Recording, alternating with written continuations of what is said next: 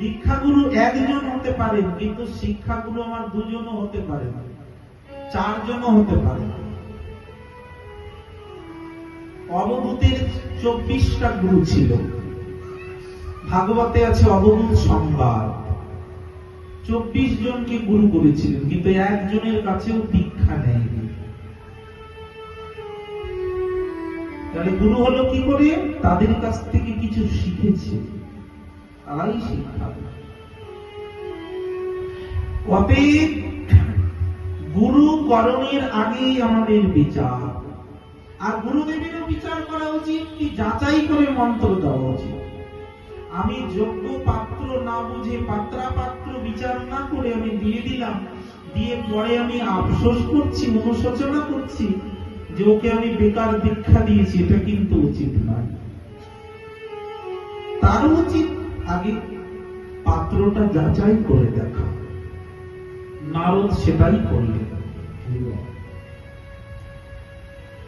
নারদ বলছে, ধ্রুব, এতক্ষণ আমি তোমাকে পরীক্ষা করছিলাম। শোনো, তুমি যদি কৃষ্ণ ভজনের পথে এগাতে চাও, আমার কাজ হলো আমি তোমাকে কৃষ্ণ ভজনের পথ দেখাবো। চক্ষুদান দিলা যে জন্মের জন্মের প্রভু, সেই দিব্য জ্ঞান হৃদে প্রকাশিত। শাস্ত্র বলছেন, শ্রীগুরু চরণ পদ্ম কেবলই ভগতি সদ্ম, বন্দেময়ী সাবধান মতে, যাহার কৃপাতে ভাই এভব তরিয়া যাই, কৃষ্ণ প্রাপ্তি হয় যাহা হইতে। শ্রীগুরু চরণ পদ্ম, নরোত্তম ঠাকুর বলছেন, কেবলই ভগতি সদ্ম। শ্রীগুরু চরণ পদ্ম, গুরুদেবের চরণকে পদ্মের সঙ্গে তুলনা করা হলো। পদ্মের সৌন্দর্য সৌরভে ভ্রমরকে আকর্ষণ করে।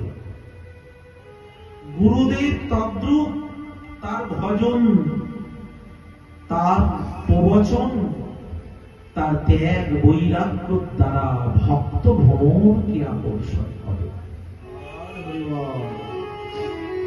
বলছেন, এই হলো শ্রীগুরু চরণ পদ্ম।